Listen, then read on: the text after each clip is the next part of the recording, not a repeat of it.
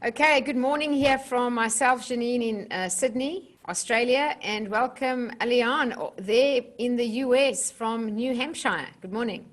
Good morning. Hello, everyone. I'm happy to be here. When I first met Jeanine a few years ago, she was just starting to be an instructor, and I looked up to her and I said, "Oh my goodness, she's so alive, she's so vibrant, has so much energy, and you've been my mentor for a lot of years now, so I really, really appreciate it. And she has manifested so many things. I think she's the perfect person to have this interview with. So thank you, Jeanine. Thank you. Thank you for your compliment. Yeah, it's been All right. wonderful. Here's another person who joined, which is fantastic. So go ahead, Elian. Any questions you want to ask, you just go ahead. So, And anyone watching, if you want to ask a question, please just put it in the chat box and then I'll unmute yourself and then you can go ahead. so just a little introduction about Jeanine. So she became a Silva instructor in 2016. She's a John Maxwell coach, speaker, and trainer and teacher, of course. And she's an author of the book called Living in the Flow, A Guide to Discovering Your Purpose and Value in This World. So she's excellent. So let me go ahead and start asking you questions. Can you highlight for us your Silva story, how you became a Silva instructor, just so people can know who you are? Yes, with pleasure. So about, I'd say 10 years ago now, my life was probably in the worst place it had ever been. I've always really, I can't really say I've had a difficult life. I've been very blessed and had quite a good life and felt successful through most of it. Sure, I've had ups and downs, but I've never really been in a deep place of struggle as such. But 10 years ago, I felt like that for the first time. And probably because it was so unfamiliar to me, I couldn't manage my negative thoughts and it just became a habit pattern. And I'm saying this for other people to have the awareness that negative thoughts do become a habit pattern if you don't stop and control them. And then that turns into anxiety. And then eventually your anxiety affects your performance. And then your performance isn't what it used to be. And you look at yourself and don't recognize who you are and why you can't achieve what you used to achieve. And that makes you stress more and causes further anxiety. So you end up going in what I call a downward spiral.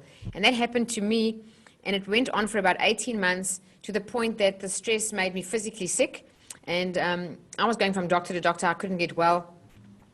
And I knew that I had a choice. I could leave the place I was working at and go back to what was familiar, because I actually changed industry. I didn't change job. I was in a new country, new job. I just immigrated to Australia, and that's why this was all happening.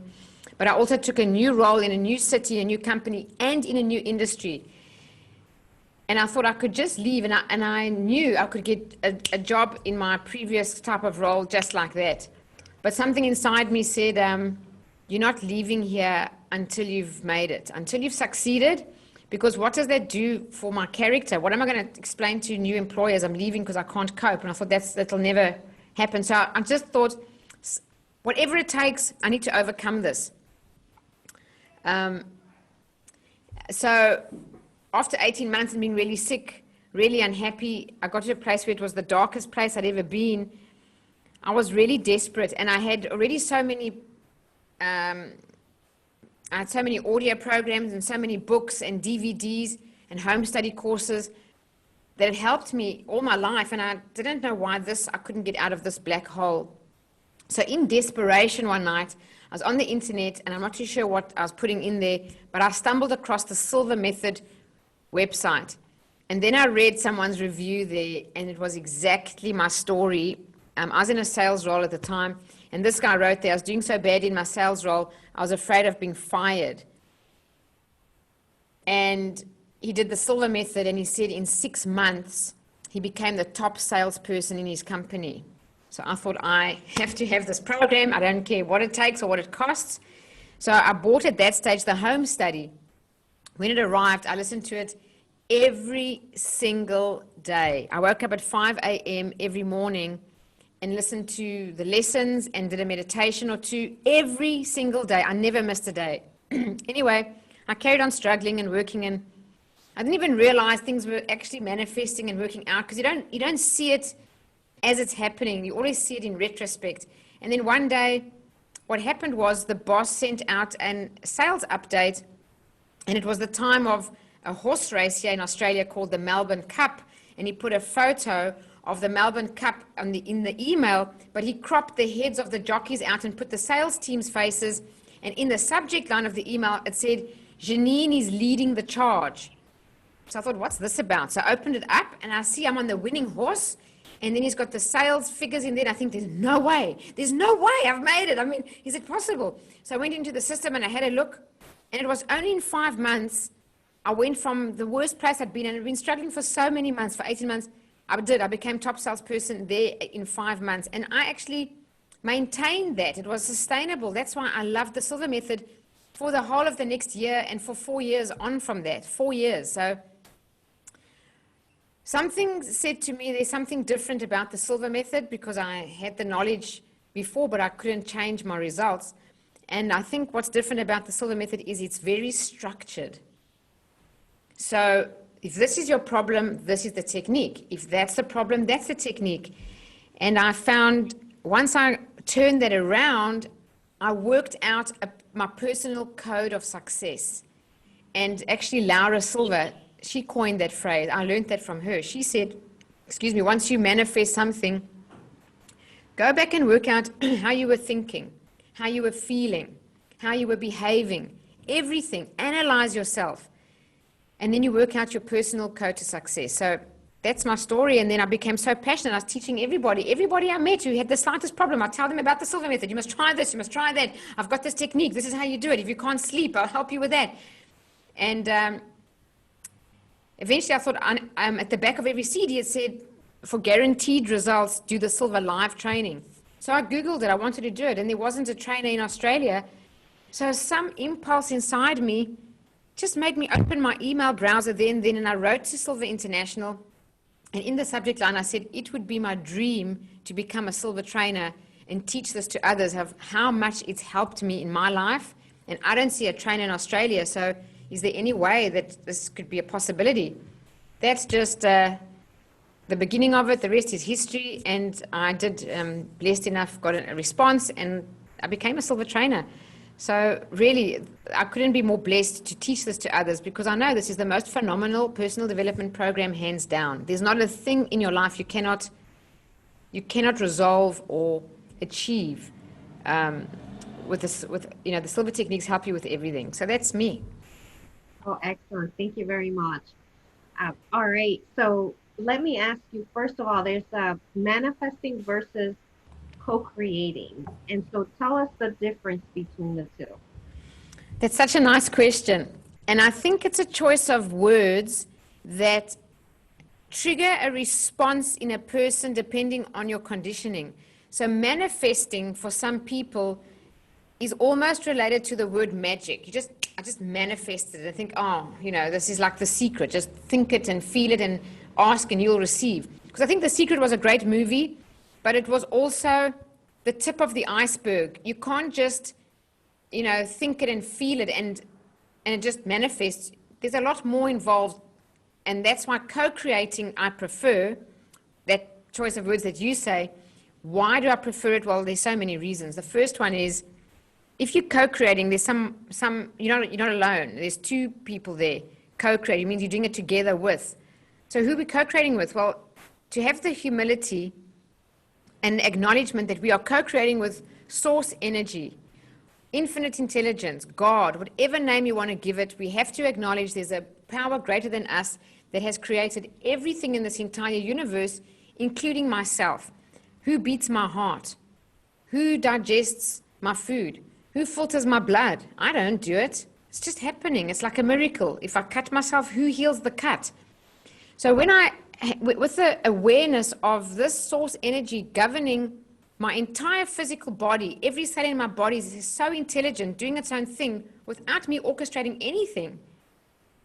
This is not just in my body. This is in every plant that grows. The planets turn around each other in orbit in perfection. Everything is in perfect design on this planet. And that awareness of such a mighty, infinite power You, everyone listening here is an extension of that source energy. We are not separated. We are one with it. Every living thing together combined is that one power, that one source energy. The difference between me and the whole of source energy is the volume of power, the degree of power. So I'm a physical extension. I also have creative power. That's how we were designed. When people say you're designed in the image and likeness of God, it means we are creative. So source energy creates everything, but me in my life and you in yours, we are creative too. And when we have the awareness that we're creative beings, how do we create? We create with our thoughts and with our feelings. So co-creating, in the Silva Method, we've got 2 specific meditations to help manifest or create. One of them is the mirror of the mind for problem solving and goal achievement. And then there's another one. So we learn mirror of the mind in Silva Life System in the first 2 days.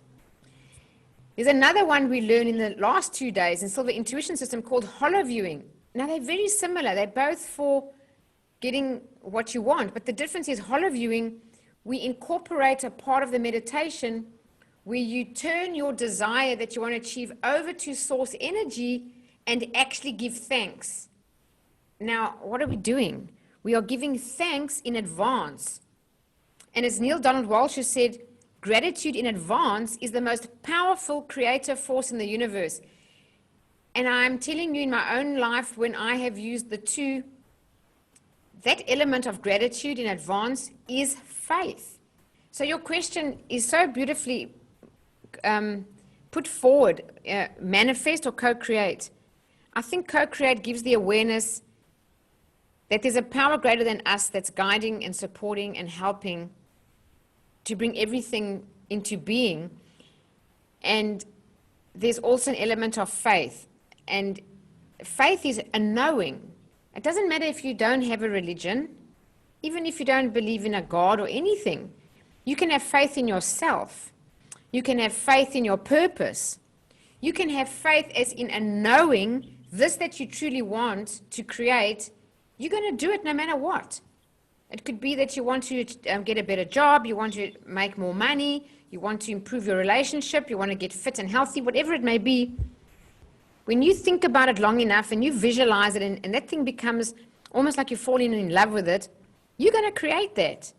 How long it takes to create it, well, that really depends on us and what I call resistance. How much negative emotion are we holding? How much awareness are we holding of what it is that we don't have yet or don't want to be happening in our lives? All those don't wants, that energy is keeping all your manifestations away. So the more we live in gratitude, the more we manifest. It really is. So I hope that answered your question. Yes, it did. Yes, it did. Definitely. So the mirror of the mind and the hollow viewing are the 2 Silva techniques that you recommend. And the hollow viewing is one where you connect to source energy. Yep, and also hollow viewing. So the difference between the 2, if someone said, when do I use mirror of the mind, Jeanine, and when do I use hollow viewing? You use mirror of the mind when you have a goal you want to achieve or a problem you want to solve, and you know, I am here, I want to get there. Clear outcome. Hollow viewing is seeking guidance in manifesting the goal. So when we release it at the end, the vision that we want to create is in color, and we look at it in a 3-dimensional way with all our emotions, we're in the scene, and then we release that to source energy and we actually give gratitude. Then we in our mind future pace and see it in a past tense sense. So you're telling your subconscious mind, this is already done. You know, ask and it is given. It's done. And then we give thanks that it's done. So now we're telling ourselves, I have true faith. This is what it's going to be. And then releasing it to source. The hollow viewing is then you go to sleep. We did it at night.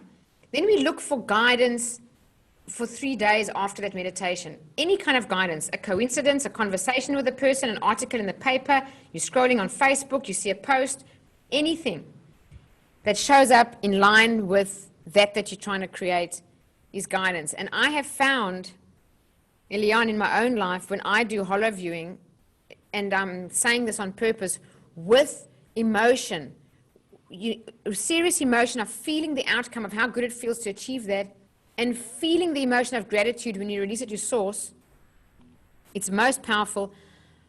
I find the next 3 days, I don't just get guidance, I get miracles show up. And what's very important is in your life, whether you do hollow viewing or mirror of the mind or none of it, even if you've never done Silva, but you visualize, when things show up in your path and you kind of can really have the awareness that it's guidance, I cannot stress more strongly, you have to follow the guidance. If you don't follow the guidance, what are you really doing? It's like rejecting a gift. You know, one of my favorite books, The Alchemist, he talks about the omens, and you follow the omens to find your treasure. That's just different words for saying follow your intuition and you'll find your purpose or your best life. And in the book it says if you see the omens and you don't follow them, you will stop getting them. When I read that years ago, it hit me like a ton of bricks, and I thought, yeah, when we get guidance, it's really a gift. Every idea, if you're making notes, everyone, write this down. An idea is the first manifestation of a goal. You're in the shower, an idea pops in your head. You're driving in the car, an idea pops in your head, or call someone, or you have an impulse to just speak to that person about what you're thinking about achieving or the goal you want to get. Those are manifestations, are the first manifestations, and you must follow your guidance and take action, because if you don't take action, that's why The Secret kind of left that out. The Secret was more about thinking it and imagining it and feeling it and visualizing it until you believe it. Ask, believe, receive. That's what was in The Secret. They left out the action part. You've got to take action because you're living in 2 dimensions. This dimension in the Silva Method we call the objective dimension, where we observe the world through our 5 senses. There's another dimension, which is if you close your eyes, it's in your mind. It's the non-physical dimension we call the subjective dimension. And in that dimension, you use other senses. You use imaginary sight. You see it, you visualize it, you can hear it with your imagination, you can taste it with your imagination. You can use all the senses in your imagination. Subjective, objective, and subjective dimensions. For you to manifest, these 2 have to be in alignment. That you can't visualize getting the goal and then the guidance comes and you don't act. So you have to be in alignment. And let's just say I've been in sales for many years in different roles in my life. With sales, like let's say you're doing all the visualizing and the programming. Now you're in the subjective dimension, you see yourself succeeding. Then the new day at work comes. If you're not going to take the action that you know you need to take to get the sales, well, nothing's going to happen. So you've got to make those calls. You've got to follow up on those clients. You've got to make the appointments. You've got to find the opportunities. You've got to reach out to people. You've got to do whatever marketing you need to do. Whatever the action is, you've got to take action. So that's when and then when you're taking action, even if it hasn't manifested, but you're taking the action, I'll tell you this, you want to make a note on this, effort is never wasted. Never. Effort is never wasted. As you're taking more action, you're telling the subconscious mind, this is for real. I know I'm going to achieve this, and I'm acting in accordance with my faith.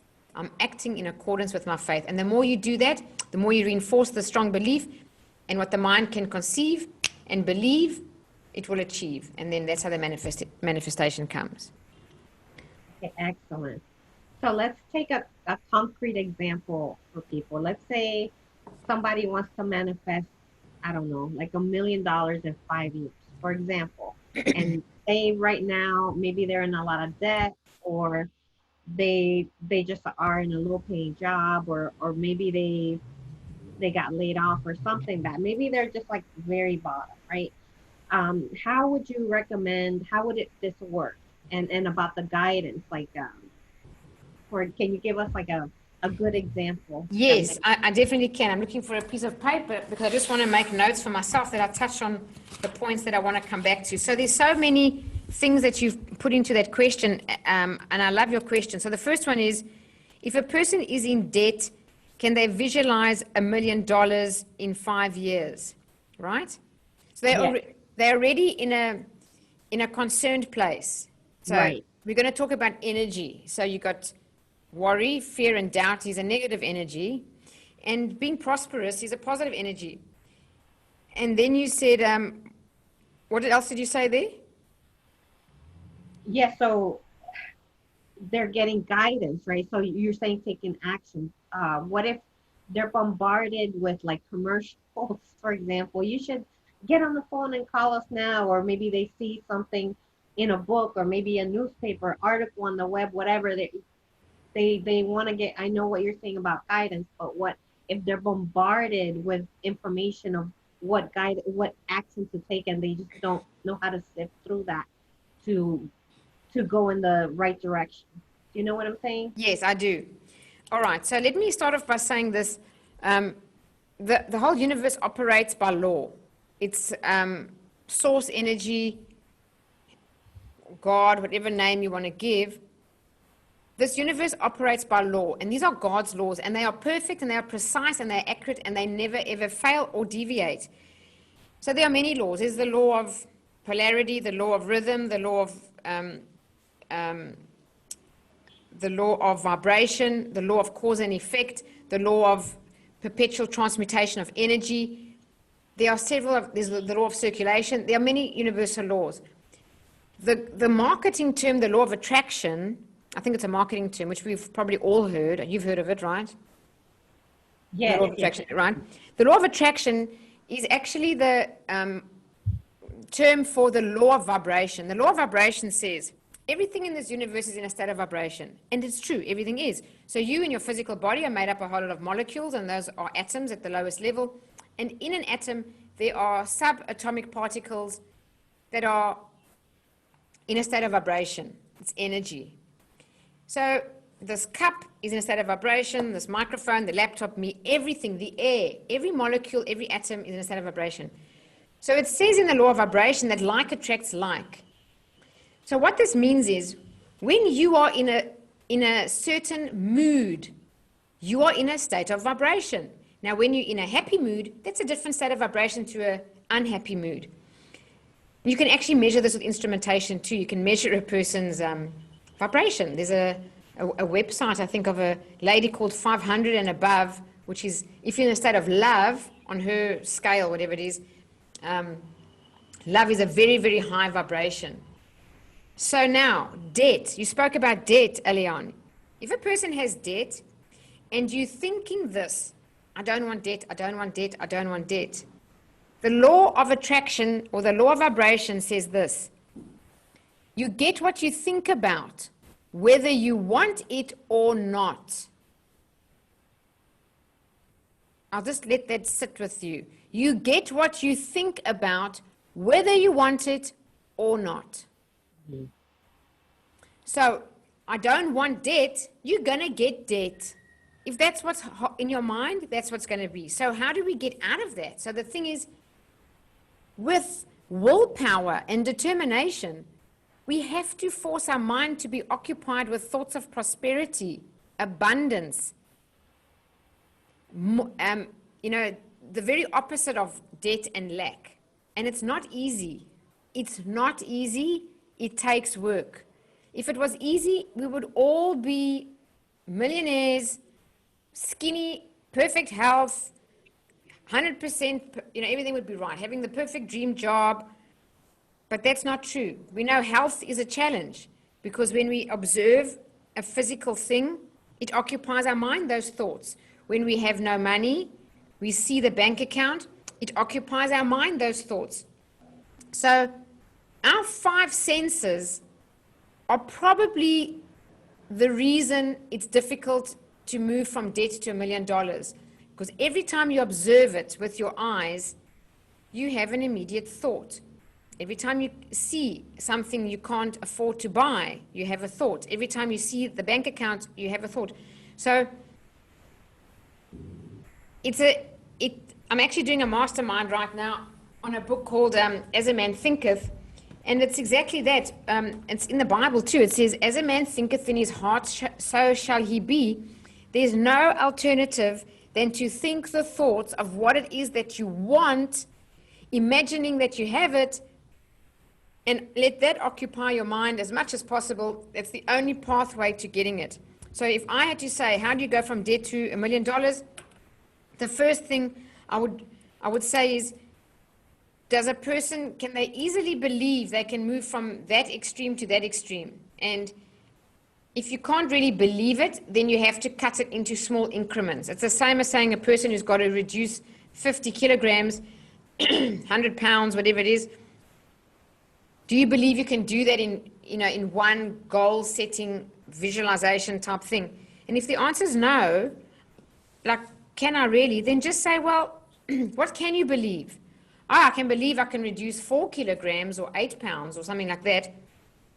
Then do that.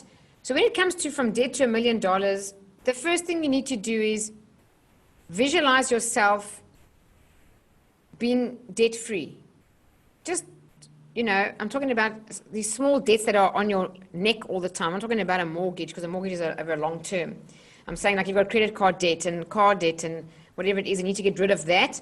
You do need to get rid of that. So the first thing I'd program is that you can see yourself, either if it's what you're doing to get there, you see yourself paying off the debt, paying it off and feeling great, or having no debt and feeling great. So get just to zero. The other thing I want to say is a person has to accept the fact, because it's written in books and books and books, you have to be able to save to be wealthy. If you don't have the discipline and self-control to save, it's very difficult for you to become wealthy, because it's easier to earn money than to save money. Because to earn money is self-exertion, but to save money is self-denial. You've got to say no to things that you want. You have to say no to have the discipline to save, so that you can get a deposit to buy a property or an investment property or shares or whatever it is that you want to invest in. You've got to invest your money. To save it in a bank, there's no point. It's too slow. The interest rates are too low. That's not the way to get wealthy. So you've got to be able to sacrifice and delay your gratification.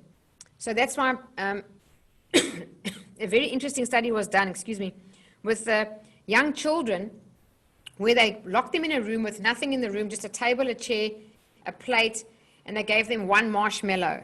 This is a true study. It's in Dr. Scott Peck's book, I think, called Road Less Traveled.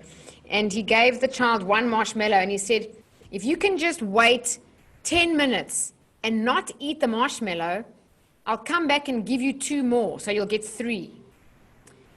I'm going to leave the room for 10 minutes. If you can't help yourself and you eat that marshmallow, you're only going to get that 1. And they put cameras in the room, and they left the child for 10 minutes. And you see the kid, some of them, as they close the door, he grabs the marshmallow and boom, in the mouth, it's gone.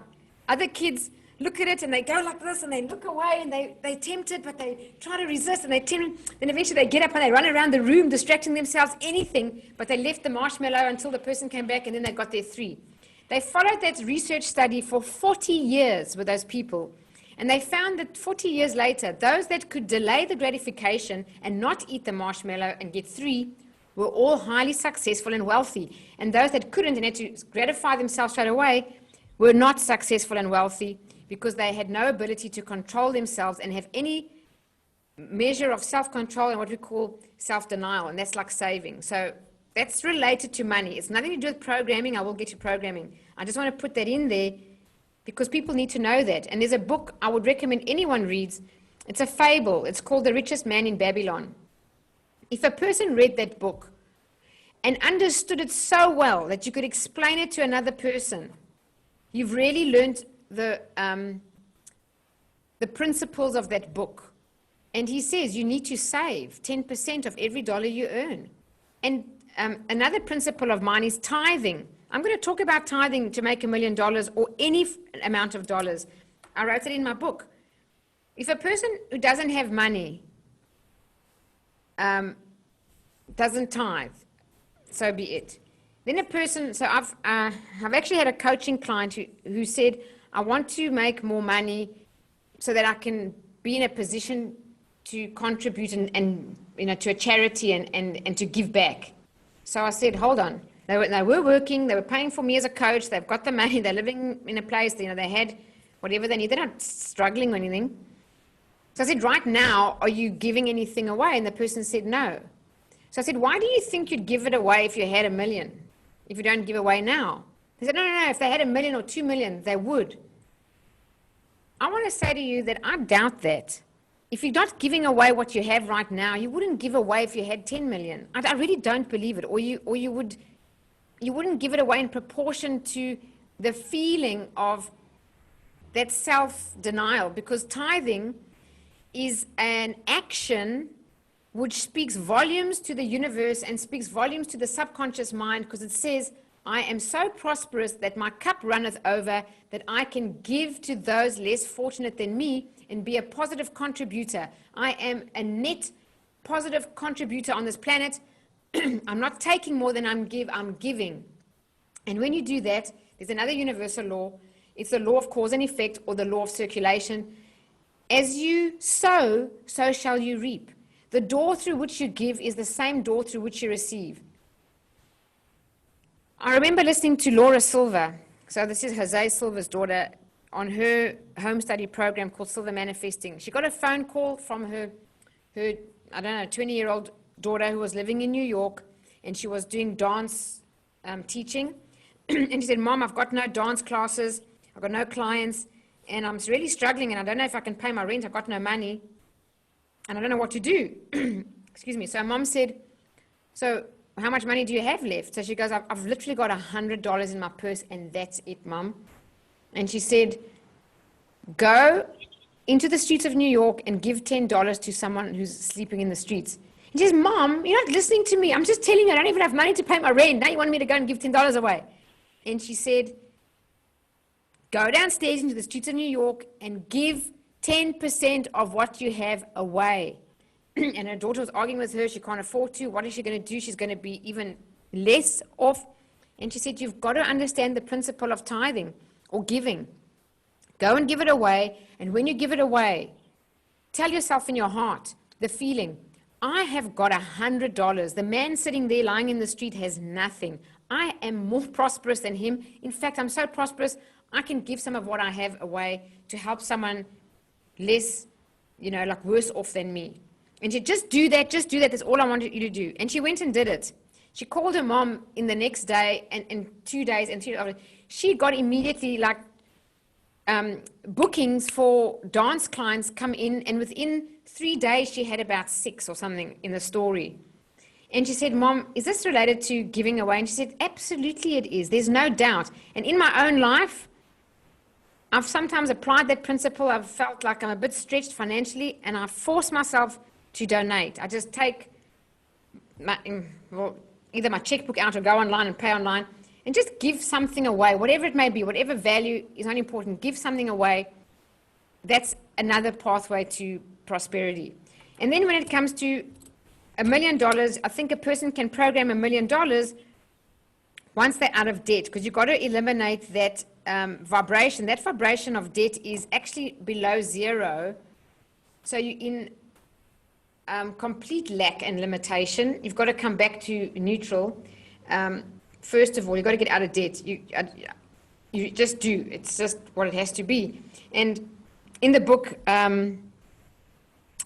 The Richest Man in Babylon, he explains to you, if you're in debt, that you need to get rid of it by only spending 70% of what you earn. You have to apply that self-control, and you have to pay money towards your debt bit by bit until it's gone. You've got to have that discipline. Now, if a person is working and they've got a job, you've got to obviously have a job to start to make more money. Then I would say, in the Silva Method, we talk about desire, belief, and expectancy. Desire is one thing. You've got to have a very strong burning desire. When it comes to belief, a part of you intuitively knows if you can believe that's possible for you. So a person earning $100,000 a year want to manifest $1 million in 5 years. It is possible, there's no doubt. But try and tell yourself, what do you believe is possible in the year, in year one? So try to find an increment that you can believe, because 100,000 to 1,000,000 is quite a massive jump. And if there's a part of you that can't believe it's true, there's dissonance between the desire and the belief. And if the desire and the belief are in two separate places, it can never manifest. They've got to be in the same aligned place. So if a person who's earning 100,000 can believe they can go to 120,000 or 140,000 or 150, whatever the figure is that you believe, program that. See yourself achieving that as if it's done. How does it feel to have that amount of money? What are you doing when you've got that? What choices are you making? How are you relating to people? How are you running your life? See that, and the most important thing, if you're making notes, is emotion. Feel the emotion of that experience when you're visualizing. How happy you feel, how much freedom you feel, how much joy that you got more choice with more money. What are you doing with it? Okay, you're saving more or you're investing. How does that feel? Emotion, E-motion is energy in motion. That's emotion. Emotion is energy in a higher momentum of motion than just a thought. That's why affirmations, you've got to like repeat them 1,000 times a day for 6 months to make an impression on the subconscious mind, to change a belief. But when you visualize with emotion, you do that real quick. You do that in a day, in one session, in 2, in 3, really quick. But it's not the visualizing, it's the emotion when you visualize. Emotion is the greater force. Let me just interrupt you for a minute. So you're saying instead of doing affirmations like, I don't know, 100,000 in a month, you could get there faster if you program or if you believe this with emotion. Yes. Is that what you're saying? Yes. Okay. Absolutely. And nothing wrong with affirmations. They're good to overwrite negative thoughts and to practice a habit of positive thoughts. That's what affirmations is. That's the benefit of them. If you can do affirmations with emotion, like they're called incantations, when you go, I will do this, I can do this, and your body's moving and you're emotional, that's much stronger than I can do this, I can do this, I can do this, I can do this, just repetition of words. Now, when you're visualizing with your eyes closed and you see the movie in your mind and you step into the image and become one with it, those are the words in the Silva Method meditation, step into the image and become one with the image, experience it with all of your mental senses. That's the way to manifest strong and well and successfully. Because don't just see yourself in the movie of your mind over there achieving everything. First see that, see how good it looks. When the image is perfect, then you step into yourself. So when you're walking, you can feel the wood of the wooden floor under your feet in your imagination. When you see yourself hugging someone, you're not from a distance, you actually feel, you wrap your arms around them as if it's you in the image. And you need to do it until you feel the emotion. And the more emotion you can feel, the better the impression on the subconscious mind. And then all you got to do that for, seriously, 10 minutes a day is good enough. I was in the worst place of my life, and I did 1 or 2 15 minutes a day meditations. And with all that negative thoughts and emotions of worrying and stress, in just 2 little windows, or even one some days of 15 minutes, is enough to override all that and to change you into someone who can attract into your life success. With emotion, right. Yeah. So positive thoughts are hundreds of times more powerful than a negative one. Okay, excellent. Thank you so much. All right, and then how do you expect it? So you said you believe it, you want to bring, instead of $1 million, more realistic to look for $120,000 from 100,000. So how do you expect it? So you believe you can get that 120, how do you expect it? Or expectancy, right? That's what it's called. Yes. And this is a good question. I did a Silva Method graduate workshop, and the topic came up about someone was saying, oh yes, desire, belief, and expectation. And I think you even were talking to me, Eliane, and said desire, belief, and expectation. And I said, the words in the Silva Method are expectancy, not expectation. And there is a difference. So the difference is this. Expectation breeds frustration. If you ever are disappointed, it's because your reality and your expectation were away from each other. There was a gap between what you expected and what was real, what is reality. That's disappointment. Disappointment's a negative emotion. So expectation breeds frustration.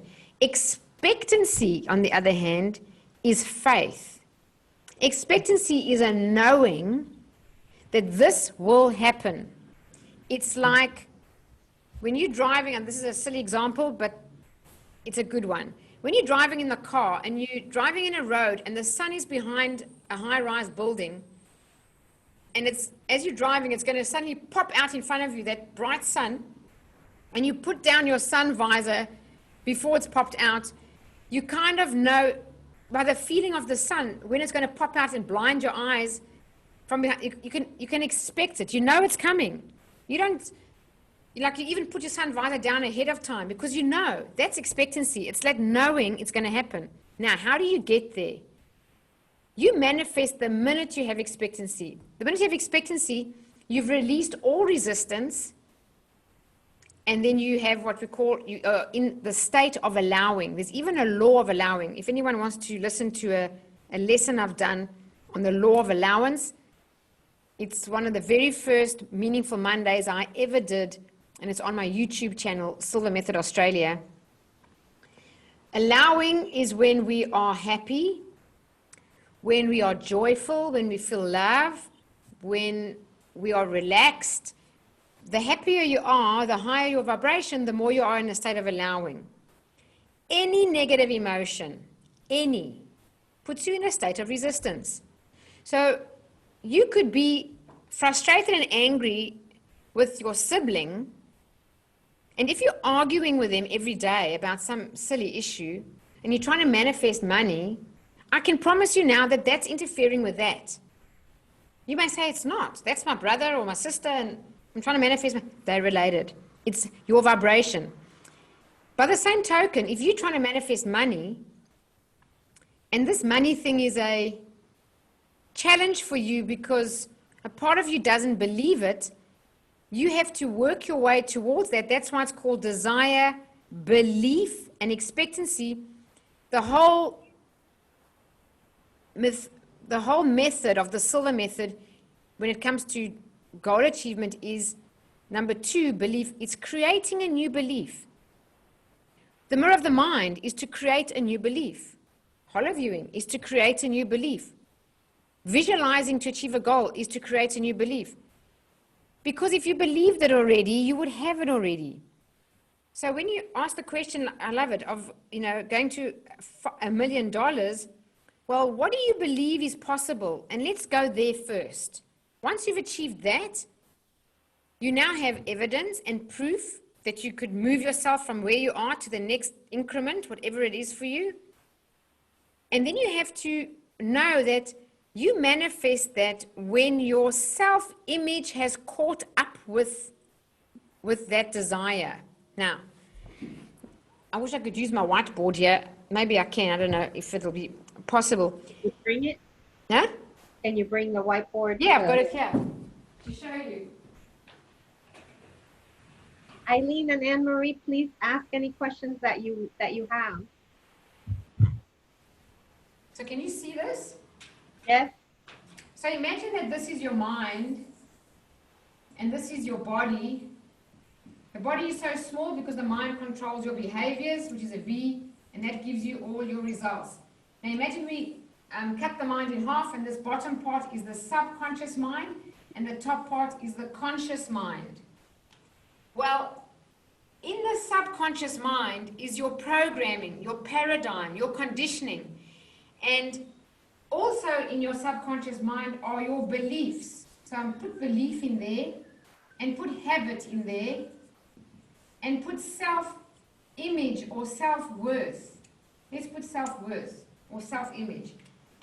That's in your subconscious mind. Everything in your subconscious mind, and that's driving your results, because your subconscious mind drives your body's behavior, and that gives you your results. Now, let's assume, I'm going to write in blue, that this paradigm of yours with all these beliefs that you hold is an X paradigm. You will have X behaviors which will give you X results. When you look at your bank account and you have debt, what you're doing is, this is your conscious mind where you think. Your conscious mind, you have like 5 little antennae here, which is sight, sound, smell, taste, and touch. The minute that you look at your bank account, it's your eyesight. You look at your bank account and you see no money, it's immediately going to affect your thoughts. So the result of no money goes in here, and now you have thoughts, X, of no money. So this is why we recreate the same, and never get what we want, because our 5 senses are influencing our thinking. And as long as you're thinking X, you are impressing more X on your subconscious mind, because everything you think goes in your subconscious mind, programming you stronger X. Your behaviors are X and your results are X. So now you say, well, I actually want more money. Well, more money is different to what your programming is. So your money is not X, it's a Y. Now you have a Y idea. I want more money. As long as you have a Y idea in your conscious mind, you're never going to act on it. You're never going to act on it. It's like, I want to start my own business. Some people can think that thought for years and they don't do anything because it's in the conscious mind. The only time you'll act on an idea is if you impress it into the subconscious mind. How do you do that? You become emotional about it. So when we have a desire, like to start our own business or to have more money, the more you think about it with emotion, this desire grows. So desire, belief, it starts to grow. Now we get emotional about it, The more emotional about it we become, now we're going to start to act on it. Then what happens is, when you are in an XY state of vibration, all hell breaks loose. You suddenly start having thoughts of doubt. This is normal, everybody. Thoughts of doubt, emotions of fear. You're just about to take the action. You're going to leave your job, go and work for yourself, whatever it is. And as you're about to take the action, you step out and you hit something called the terror barrier, and then you bounce back into your comfort zone. You don't take the action, and you back here where you are an X, and you're relieved, and if this little stick man was here, you're back to X, the body's X, the results are X. So in other words, you want to leave your corporate job. I was like that. I was in corporate for 20 years. Every time I thought of leaving, I'd get terrified. So I'd say, oh, I'll do it in November. And then think, oh no, it's just going to be Christmas. I'll do it after Christmas. Oh no, then it's going to be bonus time. Okay, I'll stay till bonus time. And you keep on delaying it. That's hitting the terror barrier. So when we do programming with emotion, what you're doing is you are making impressions in your subconscious mind of why. More and more and more. And the more you make impressions on your subconscious mind, you are actually creating a new belief. And the new belief is whatever you're seeing in your visualization. Once you create a new belief, you will expect it to manifest. You get this knowing it's going to happen. You feel there's some shift in you. It can take a week of programming. It can take a month. It can take a year. It can take longer than a year. For me to leave corporate, it was 1 year, 3 months. I couldn't understand why it was the one goal I had that I'd programmed for so long, hadn't manifested. And after a year, I sat and reflected and I thought, what is going on? I'm trying to find an opportunity financially to sustain me, to leave corporate and start the personal development training business. And I was trying to do it with property and everything I was doing. I did a course on renovating, and I was trying to get the right partners to work this out, and nothing was happening. And then eventually I reflected and I thought, what is wrong with the manifestation? Then I remembered something called the 30-day principle. This is in my book, where they did a study with NASA. and they gave astronauts these goggles that were concave lenses, and they made the image back to front and upside down. And they wanted to see if the astronauts would become disorientated in space, and what would happen. Would they become hostile or nauseous or sick or violent? That's what they tested for. They made them wear them 24 hours a day, 7 days a week, even when they slept or had a shower. What they didn't realize was between day 25 and 30, the brain corrected the image. So this upside down back to an image corrected itself. I thought, wow, we never expected that. They said, let's do it again with 2 groups of astronauts. One group with the goggles 24/7, the other group only take it off on day 15. What was the results? The first group, again, the brain corrected the image between day 25 and 30. The second group, after taking the goggles off on day 15, it took an additional 25 to 30 days to correct the image. So they worked out from a neuroscience point of view, to create a new neural pathway, you have to do that thing every day without missing a day for longer than 30 days. So I read this or I heard Jack Canfield talking about this in some personal development program, and I started to write down every day that I visualized my goals after a year of not manifesting. I didn't even know that, like, after 18 days, I missed a day. Like, oh no. So what I do, start again from 0. Then I did it so well up to about day 23, 24, and I missed another day. I couldn't believe it. We don't realize that we do miss days. Eventually I did it past day 30, and true as nuts. After I passed day 30, 35, just like that, within a month, the right conversation with the right person, the right opportunity, I signed a contract as an independent contractor to sell investment property. I found my golden bridge out of corporate, and I was on my way. So there is some truth in that. So what did you do? Did you write, I want to get out, I want a perfect opportunity so I can leave my job? Like, what did you do exactly? So I actually wrote I might just get it here. I actually wrote a vision statement, and I even put it in my book, my own one, and it said, I'm so happy and grateful now that I work flexible working hours from any location, doing what I absolutely love to do. So I didn't write specifically what I'm doing. Doing creative and fulfilling work. So I didn't write specifically what work, I just said it's creative and fulfilling, because if I do that, I'll be happy. With less work and more time to enjoy travel, my hobbies, travel, property, music, having fun and laughter with friends and loved ones, earning, and I put there 3 times my annual salary at the time. And I had that as a goal statement, and I also created a vision board in my iPad with music and images. And I used to look at that every day, watch the whole like PowerPoint presentation with the music and these images and words and that. And then I'd close my eyes and visualize like mirror of the mind for about 15 minutes. And I kept it general. It's very general. I'm, working flexible working hours from any location, doing what I love to do, creative and fulfilling work. It's general. If I said, I'm so happy. So first of all, the first words must be, I'm so happy and grateful now that.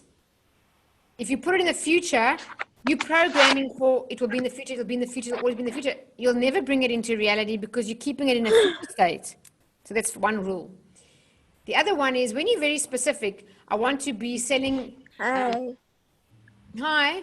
Hi, Talia. Welcome. That's so nice. Someone else has joined. Welcome, Talia. If you're very specific, I want to be renovating houses and I want to be earning exactly this amount of money and working with exactly this person. Well, when I spoke earlier about source energy and co-creating, do we not accept that we are humble beings and there's an infinite power that knows more about our desires and what would make us happy than we would ever know? We only know what we think will make us happy because of our conditioning. But source knows everything. So if you're more general and you say, I'm just happy doing creative and fulfilling work, it could be something different. And And it was for me something different. Talia, if you don't mind, I'm going to mute your mic, but you can unmute at any time and talk, just to avoid any other noises coming in. But please, all of you, feel free to unmute at any time. I was thinking I'm going to get my financial freedom to leave corporate by renovating properties. So I did a property because I was in the property realm. But the opportunity that showed up was not that. I called someone who I trusted and asked this person to be a partner with me and another person to renovate properties. And that person said, Jeanine, forget about renovating. It's so much work. Come sell investment property for me. He's been doing it for 20 years. And I knew him and I bought two from him. And I always thought when I first met him years ago, I said, this guy's got the best job in the whole world. It's not even work. I mean, he just gets in the car and drives around beautiful places and shows people beautiful places for these investment properties. And that's how he earns a living. I thought, wow, what a way to earn a living. It'd be my dream. And there I got that dream offered to me, which I never even thought possible for myself. I was prepared to, renovate and do all that hard work. And it's a lot of work. It really is. The process involved is enormous. So the universe gave me better than I wanted, and I manifested it. And if you read my book, it's always better than I thought it was. That's why I recommend a person keeps it quite general of how the details, keep that general. Just say, I'm so happy and grateful now that, and the experience is what? That you're free, that you can afford everything. And I did have a money goal in it, and a specific number, and I do program for specific numbers. So so coming back to your question, belief. You can only get expectancy once you create a new belief. You can only create a new belief once you've impressed in the subconscious mind a new belief. And whatever your current conditions are, is your current paradigm. You've got to know that a new outcome is different to where you are today. Something has to change. It has to change. And what has to change? Your paradigm has to change. Your beliefs have to change. If your beliefs don't change, your results don't change. So when it says desire, remember, if you don't have a strong enough desire, sorry, Talia, I'm just trying to mute your mic, Lovey, just that there's some noise coming through, but you can unmute if you want to ask any questions. If your desire is not strong enough, you won't create that goal. That's the first thing. And the responsibility to increase the desire is on the person. In the book Think and Grow Rich, the first chapter is desire, and it says a little bit of fire makes a little bit of heat. We need to burn the flame of our desire hotter and hotter. It's up to us. That's the first step. Second step, create a new belief. The easiest way to do that is to visualize with emotion. If you can do it for 30 days without missing a day, even better. It has to be something that you don't doubt you can achieve, because then there's dissonance. If you believe that it's possible, I just need to believe it, program like that. When you do that long enough, you create a new belief. Once you create the new belief, you will expect it. Desire plus belief plus expectancy equals faith. Once you have faith, it will manifest. So when you did the 30 days and you wrote it down one time and did you write it down the 30 days? I've done both in my life, and they both work. They both work. Okay. So let's say you read your statement like 30 days and you did the vision board or the PowerPoint slides. So that helped you with the expectancy because you saw yourself there because you did it so many times. Is that where that came in? The expectancy part of so now in hindsight, I would say that the vision board and music was, I think, visualizing with the Silva Method way was more powerful by far. When you go inside and close your eyes and use your imagination and you see that image in your mind and you live it like it's real and you feel the emotions, for me, that's the strongest way to make an impression on the subconscious to change a belief. A vision board with music is good because the music is emotive. Emotive. You get the emotion churned in you of happy things because you're looking at the slides and that music. So in that way, it's good. But when you create it with your own mind and you see yourself doing it and you believe and see, because a vision board is still images, but visualizing is a movie. And it's way more real. So I think visualizing trumps affirmations or vision boards. That's just me.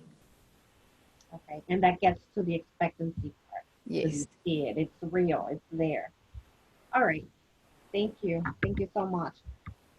All right. And the other question I had, what about a timeline? Say, maybe that's to the realistic part that you talked about. Say you want $1 million. Say this is realistic and you can see it and all that. For example, say you want $1 million in 5 years, or should you do that, or should you do like 500,000 in like 2 years, for example? You know, like, do you do like increments all at once and programming all that at once, or you just do the realistic one and move on from there? Great question. I think it's a bit of both. So if you wanted $1 million in 5 years, then ask yourself, how much would you comfortably want to achieve in 1 year? Mm-hmm. When you've got that 1 year one, program that. And program that until you've achieved it. And if you didn't achieve it in the first year, program it again until you achieve it. Because let's just go back to the stick man.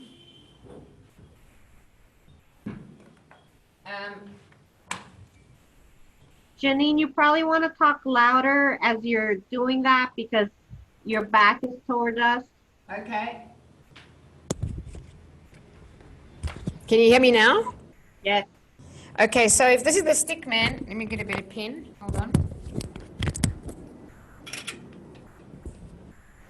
The subconscious mind at the bottom and the conscious mind at the top. Subconscious mind, as I said, has your beliefs, your habits, and your self-image or your self-worth. Now, however much money you earn, the most money you've ever earned is a direct reflection of your self-worth. You can't earn more money than your self-image. It's literally not possible. They've done studies on this. They did a study where a sales rep had earned 72,000, which is 6,000 a month, for like 6 or 7 years in a row. And they actually got actors to play the role of customers, and they gave him massive orders in 3 months. Instead of earning 6,000 a month, he was making like 15 to 25,000 a month for 3 months in a row, all these orders. What happened after 3 months? He got sick, he couldn't work, he did some mistakes, I don't know what, he was off work for a while. Bottom line is, at the end of that year, he went back down and he still earned 72,000 in that year. So he literally went, if this is 6,000, 6,000, 6,000 the whole year, suddenly he was making money like this. And then he did something else where he made something like that. And when he ended the year, he ended on what he always earned, 70,000. And this is in a book called Psycho-Cybernetics by Maxwell Maltz. And the whole book's about self-image, self-confidence, self-worth. So to ask, when people want to know why they can't make more money, as horrible as this sounds, or it might be a little bit direct or in the person's face, I'm here to help people. I'm not here to, I want to help people succeed. It's to have the awareness that you do need to increase your self-image, your self-worth. You need to see yourself in your imagination having that more money, whatever the number is, over and over and over, repeatedly. Make those impressions with emotion in your subconscious mind. The more you repeat them, you slowly change that image of yourself, how much you're earning and how that feels. And remember, the subconscious mind can't tell the difference between imagination and reality. That's why visualizing is used by all the most successful people in the world, Olympic athletes, whoever. It's so powerful. The Silva Method uses it. Because your subconscious mind can't tell the difference. So when you see yourself in your mind with emotion, earning more than you earn now, repeatedly, over and over again, it will eventually believe it. And I promise you, once it believes it and you create that new belief, You will attract everything into your life to make it manifest. You don't even have to try. You attract the right people, the right opportunities, the right circumstances. Everything flows to you. I was talking to a guy in my mastermind of As a Man Thinketh this week, and he was saying he went through some very tough times, very financially terrible times.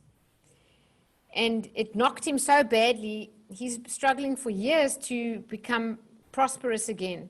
But he did everything he could. And he's always in another mastermind. We do Think and Grow Rich, and As a Man Thinketh, he's continuously in a mastermind. And he's now shifted something because with this coronavirus, he's on contract, and he lost his contract right in this time. But because he'd been programming for abundance for so long, any meditation he could to change his self-image and his belief in money and all of that, he said for the first time in his life, he never had anxiety and fear. He had more faith that he would get another contract. And he said he had this peaceful feeling. And when he had this peaceful feeling, 3 companies offered him a contract in this coronavirus situation. We're like in partial lockdown here. He's had 3 options. So he chose one. While he was having one and was coming to an end, another one offered him. So he said it's amazing that he doesn't do anything. It all comes to him. And I speak from experience. It's the same thing. When we program, desire, belief, and expectancy is faith. When we can live with faith, and faith in yourself, and if you're a person of faith, in God or source energy or whatever you want to name it, even better. To have that faith in a power greater than you, that you just know this power is literally carrying you. It's supporting you. It's holding you in the palm of its hand. And everything is going to work out for your higher good. You have no negative emotion then. You have no resistance. And as you're programming, you're just making new impressions, creating new beliefs without resistance. It will manifest for you. Okay. Thank you. All right. That's excellent. The next thing I have for you is, what about the number of goals that you should have? Let's say you have a financial goal, and I keep going back to the $1 million because everybody can relate to that, right? So say you have a financial goal of $1 million, but you have another goal, and it could be financial or not. Maybe you want a house, you want to buy your first house, you know, in like 3 years, and you want to make $1 million in 5 years. For example, what do you recommend? Can you do, like, how many goals would you recommend a person have all at once?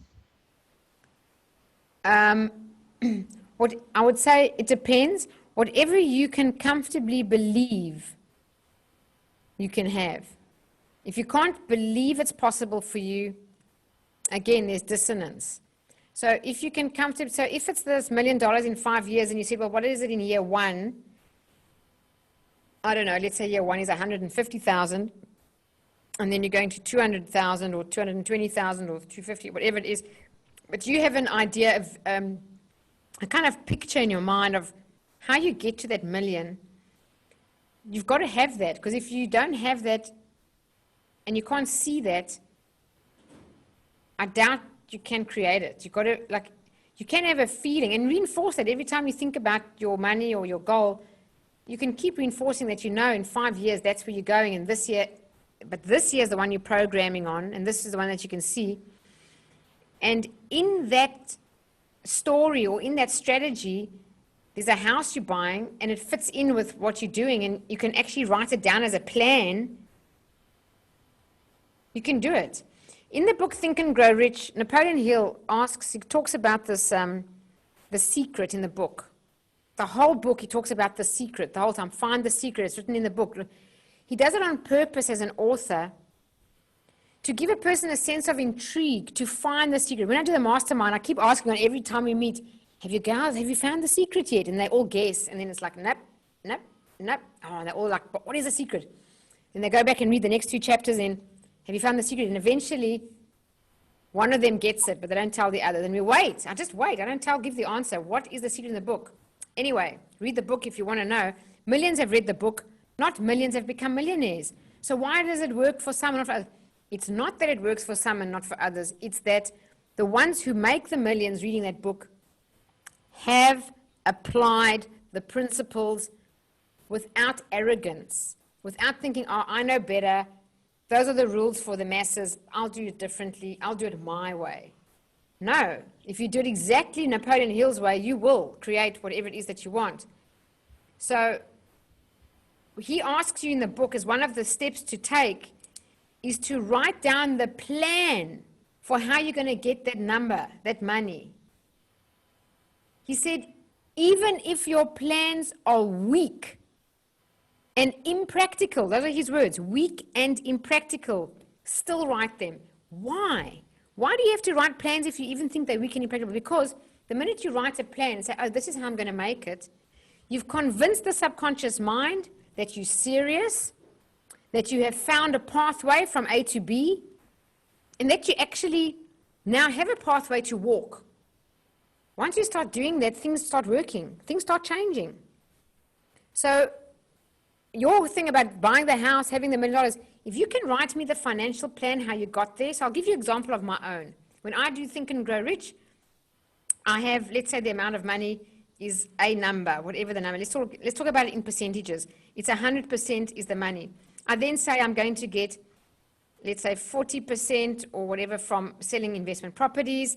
I'm going to make 10% from selling books. I'm going to make 30% from the Silva Method. I'm going to make whatever percent from coaching. And then I break it down. To get that amount from coaching, I need so many coaching clients per month. To make that amount of money in the Silva Method, I need to run so many classes a year with so many people minimum. So I need a minimum of so many people per class and so many classes per year. For property, to make that amount, I need to sell that many properties a month. Now, I have a plan. Do you know how empowered you feel once you've worked that out? And your subconscious mind says, geez, man, this is serious. This person's really on the path. Otherwise, it's this wishful thinking thing. People need to be aware of wishful thinking. I love the movie The Secret. It was wonderful to raise awareness on so many levels. The downside was it kind of gave people the idea that wishful thinking can create anything you want. No. You need to do the work in your mind and in the outside world. And I just want to go back to something about why we don't manifest things. Desire, belief, and expectancy. Belief is the most important thing. You've got to create a new belief. When you're manifesting a goal, let's just say it's simply 20,000 more a year. No big deal, 20,000. Every day that you program, you're doing the right thing. You're making the impressions, you're making the impressions. Now, in the normal world where you're operating, every time you think about this goal and it has not manifested yet, if you ever have the thought, I still don't have it. What is that? That's an energy. I still don't have it. I still don't have it. I still don't have it. Your awareness on I still don't have it is creating the reality of I still don't have it. So all your awareness that you apply to I still don't have it is literally keeping it away from you. So my suggestion is forget about it. Cast it aside and leave it out of your mind. You reprogram your goal in the day and get on with your life and actually don't think about it so much. The less you think about it, the less resistance you put into that thing. If it really gives you great pleasure to kiss your cat or stroke your dog or love your child, spend time doing that and feeling good, because when you feel good, you're not in a state of resistance. You can't be happy and unhappy at the same time. It's impossible. So the more happy you are, the more you're in a higher vibration. And the more happy you are, the more you're going to attract things into your life that make you happy. And if that goal is one of the things that will make you happy, that's how you'll manifest it. But every time you think about, I don't have this goal manifested yet, you're literally keeping it away from you.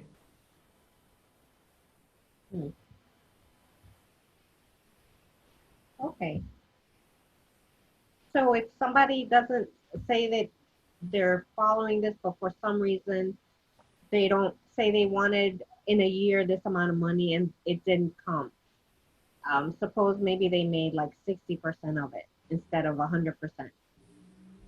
You touched on this before. Do they program it all over again? Like they don't just quit, right? And say, oh, okay, let me say that if I met a person that had programmed for this money goal and they made 60% of that money, of that like, are they better off than they were the year before? Are you saying? Yes. So let's say you want $1 million. Let's just keep $1 million if if you guys don't mind, just to make sense of it. Say you want $1 million in 5 years, but 5 years comes and you've only made like 800,000, for example. You've made progress, but you're not there yet. Okay. So then I would ask you, what were you making in the first year that you decided to have this goal, more or less? let's say a person was making like 100,000 a year. Well, I would say to that person, sweetheart, if you were earning 100,000 and you went to 800,000 in 5 years, you better be celebrating. You better be celebrating and gratitude journaling and praising and thanking everything for that amazing, amazing achievement. You have made progress. Never beat yourself up for the 20% shortfall. Celebrate that person actually moved up 8 times the income. So instead of saying I didn't fully complete my goal, then just reset it. Really then you just reset it. I've had that happen in my own life. Had a money goal, never achieved that. But did I make more? Yes. Celebrate that. Program again. Remember, your self-worth is a certain, let's say your self-worth is over here, if you can see me. Mm. It's like a ceiling. You can only go up to that amount. If you suddenly earn more than that too fast, you will divest it and lose it and come back to that amount, like the man with 72,000 a year that I was talking about. The same as lottery winners. Do you know that, I don't know, 98% of lottery winners or something lose or divest themselves of that money within 2 to 5 years? They're back to where they were. They just literally divest. They made wrong decisions, bad investments, and lost the money. Why? Because their self-image was here, and now they suddenly got all this money. Their self-image never caught up. You can never hold or keep money that you haven't earned and that's in line with your self-image. So if you went from 100,000 to 800,000, wow, wow, wow. You've raised your self-image all the way up to I'm worth 800,000. I would say celebrate that. And now just work from there to where you want to go next. And life is a continuous evolution. Just reprogram.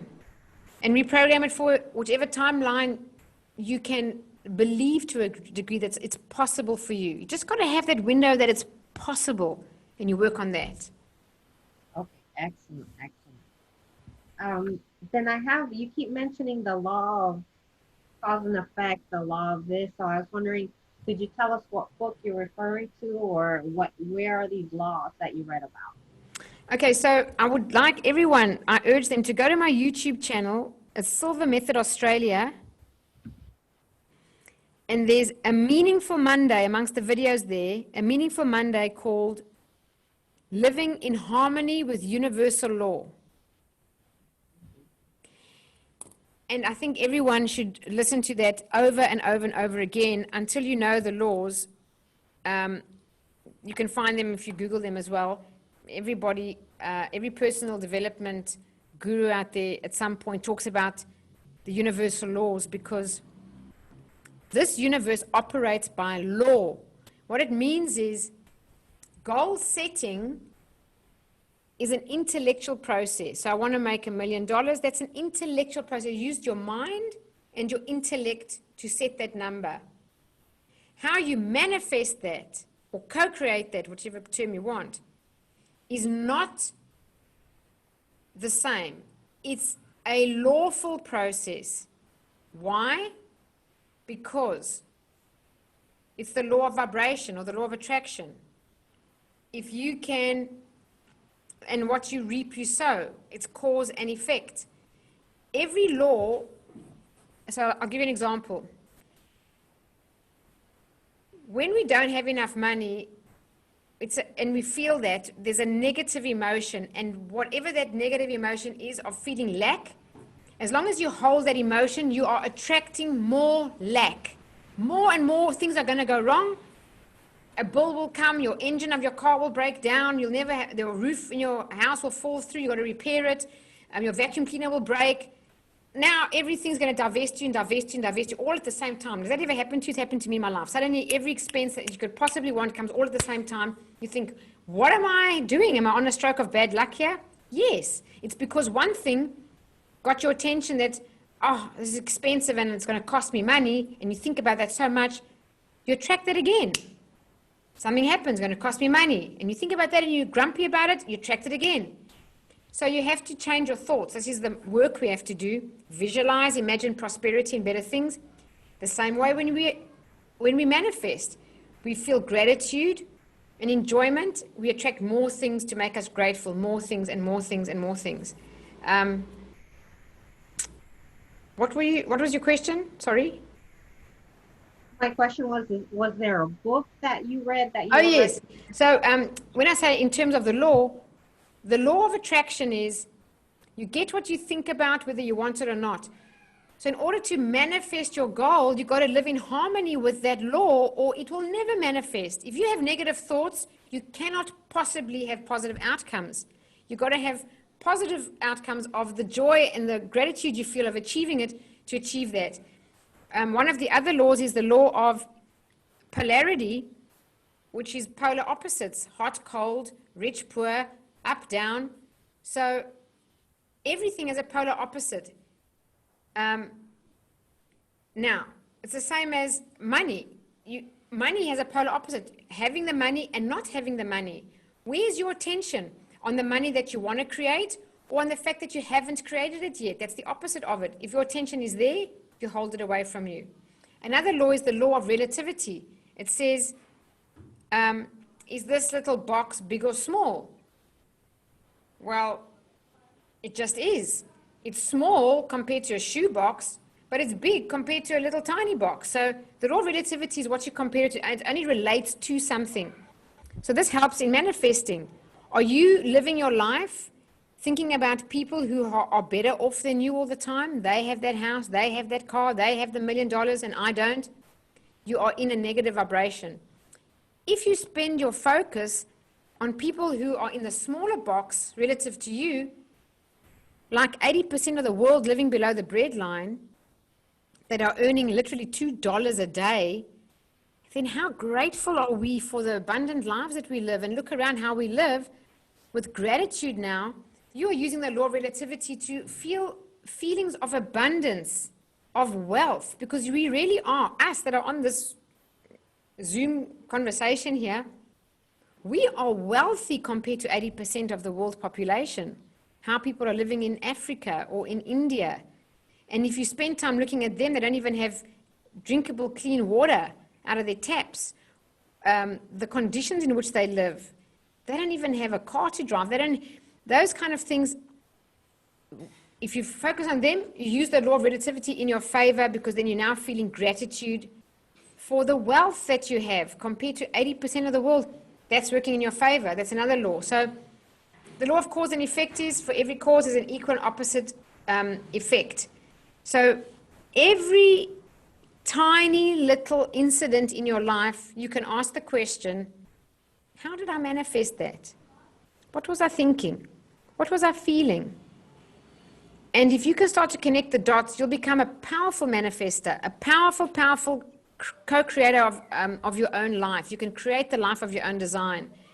So when things go wrong for me, I do reflect. I think, how did I create that? And it could be something not related to that subject. It could be, oh, I was so angry with my brother and had an argument on the phone with him. That's going to cause some, holding negative emotion will cause something to go wrong unless you clear up that energy. So we look at everything. When the smallest thing goes right, ask yourself, how did I create that? You get a new client, ask yourself, how did I create that? Maybe you were gratitude journaling the night before or that morning, or you meditated and had a good meditation that morning. You felt great. If you manifested good luck that day, you created that. Connect the dots. How did you create that? Excellent. Thank you so much, Jeanine. We learned so much from you. I so appreciate all your time. I wanted to see if Anne-Marie or Eileen had any questions that you want to ask Jeanine. Yes, let's unmute you all, or unmute yourselves. It doesn't seem to work when I do it. I don't have any questions, but thank you so much. Pleasure. Did you enjoy the time with us? Yes, I did. That's all that counts. We are grateful for you. Thank you for joining. Eileen, do you have any questions for her? Anything that is not clear? I think it was very clear. This is the first, I just saw this pop up on Facebook, so I just decided to join. So I'm not as familiar with a lot of the terminology, but it has sparked a little bit of an interest. So I'll check out some of the videos in your YouTube channel as well. So thank you. Okay, if there's anything you want to ask now and we can deliver it to you in a different way that's clearer, please ask. I think it was very clear. So I have some great notes, so thank you very much. All right, if there's any terminology you want to clarify, please don't be afraid or shy to ask. Ask while we're here and we will help you to understand it as best as possible. What about you, Anne-Marie? Do you have any last minute questions? No, I don't have any questions, but it's always good to just chime in back with Jeanine and just get myself recentered. I don't practice my Silva method enough, and it just helps me to come back to it. And just the thing that struck me specifically about the you know, how benefactor I'd like to be when I've obviously won my million, was always like wanting maybe to help my sister. So when I get some money, she'll give her some. And that just struck a chord. And I'm just thinking, no, now is when she needs it. So I'm going to do that now.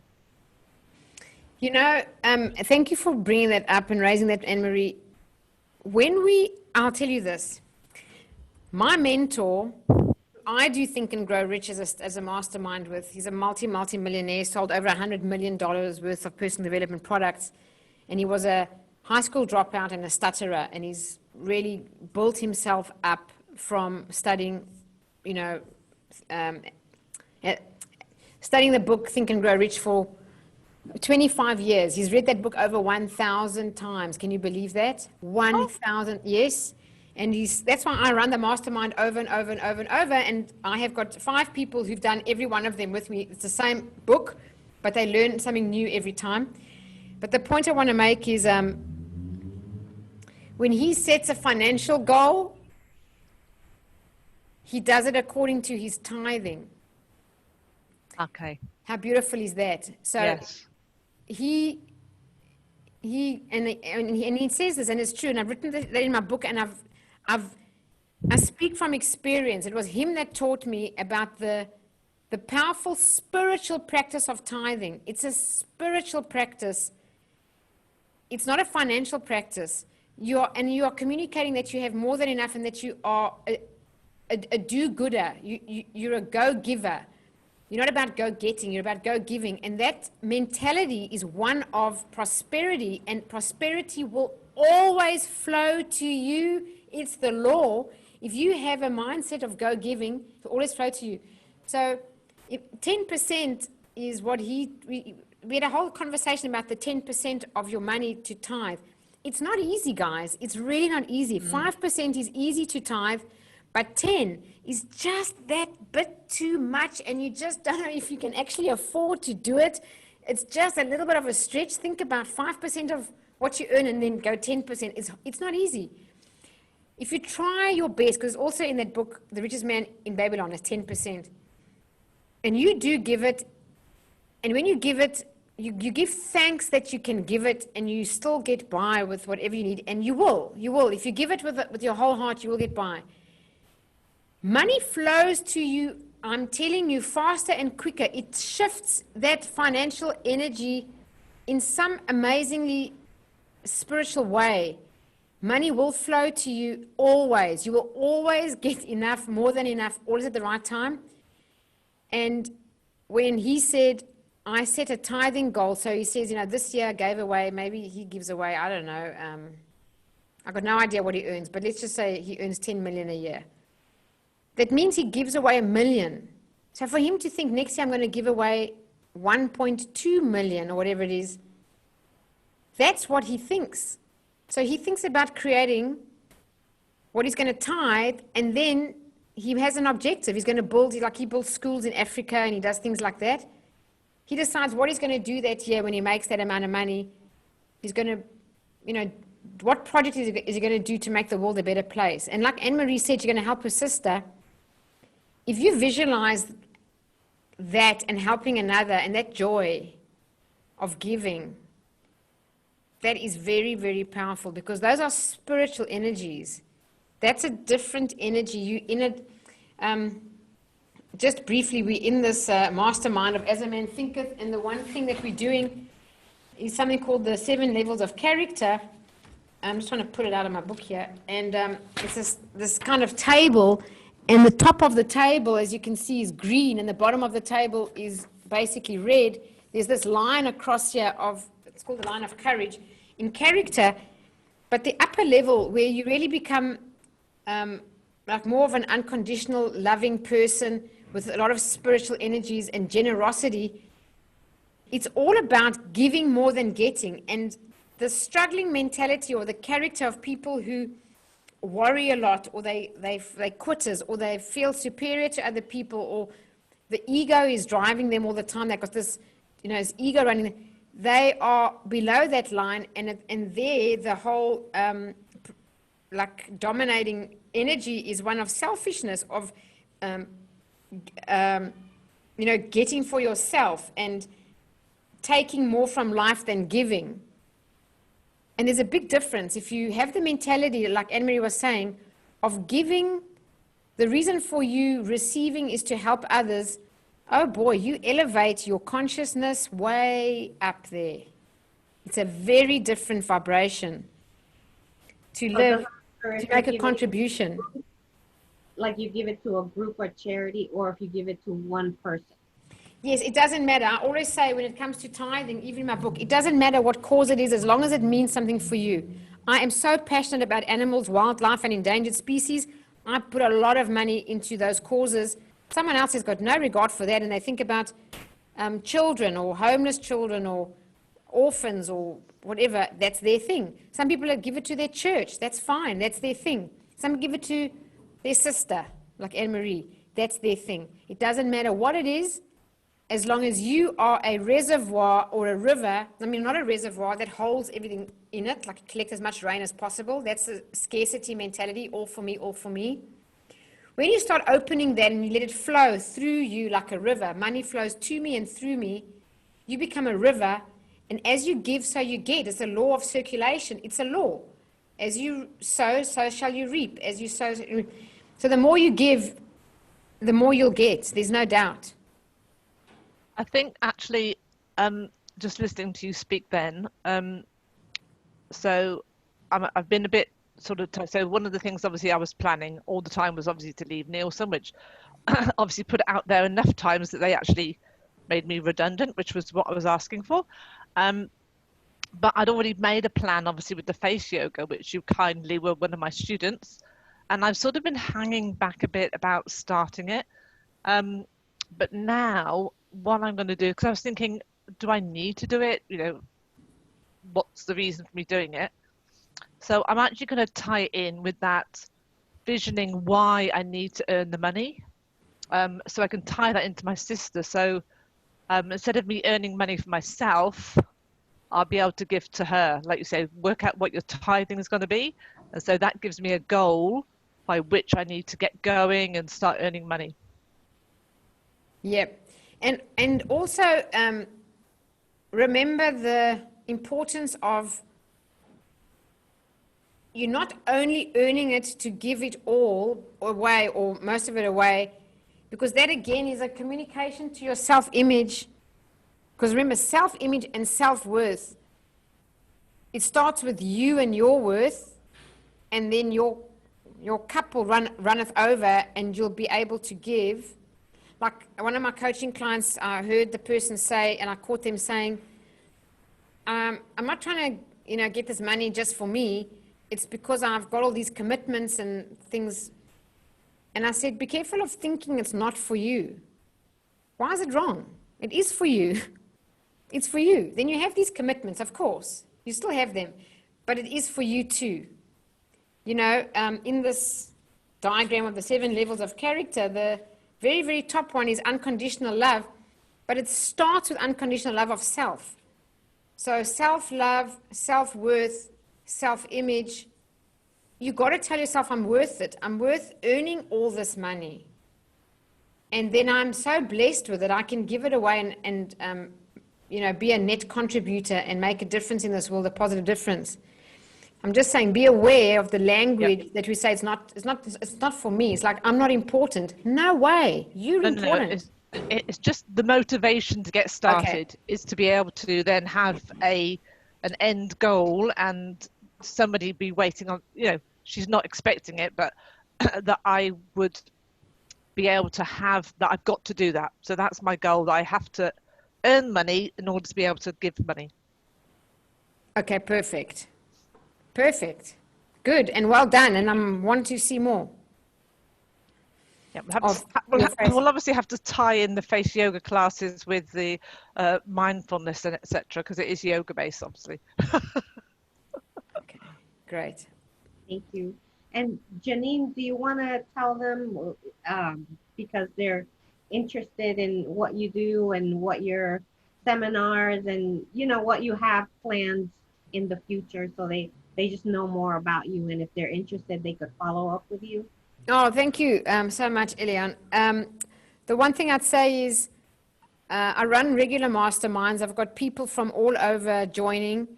I've done them even with people overseas in South Africa, so America, France, it doesn't really matter. If you want to know anything about it, the best thing is to join my mailing list, because I do a little short video, like a helpful tip every week or two, and then the updates on whatever I'm doing is on there. So my website is my name, surname, and international. So Jeanine Sciacca International. I might just put it into the chat box. Where is the chat box? For anybody who wants it, go there. And otherwise, there's so much free content on my Silva Method Australia YouTube channel. So if you go to JeanineSciaccaInternational.com, just sign up to the mailing list. You'll get a lot of free resources, a blog. I don't bombard anyone, so don't worry about that. And just let you know. So I have, if they want to know what's up next, I've got Think and Grow Rich starting on the 10th of June. That's the next mastermind. It's 8 weeks. And I can guarantee you it's, you'll be happy that you did it if you do. It's one of the most wonderful personal development books of all time. It's very similar to the Silva Method. It just doesn't do visualization exercises, but everything's in the book. Desire, belief, faith, the subconscious mind, the brain, persistence, all these very important principles. So fear, how we deal with fear. And the secret, you said there's a secret in that book, right? That people have to realize themselves. Yep, and I don't tell people, even when they do the study with me, they have to tell me what they think it is, and we'll say yes or no. Because when you read the book with that curiosity and intrigue, what happens is your awareness is just a bit more, your awareness is a bit more switched on. It's like, an animal that's walking in the wild, like a deer. Their ears are always listening for something, they're always on alert. We want that mentality when reading the book, that you're on alert to notice everything. So when you see the secret, you'll say, that's it. I got it now. Excellent. Yeah. Thank you so much, Jeanine. So I guess that was it for me. Unless you guys have any last minute questions, I so appreciate your time. No, thank you very much, Eliane, for actually hosting it and then doing this questionnaire, this interview. Thank you very much. Thank you. And Thank you, everybody. Thanks so much. Bye. Have a great day. Thank better you. and better. Bye-bye. Better and better. Bye.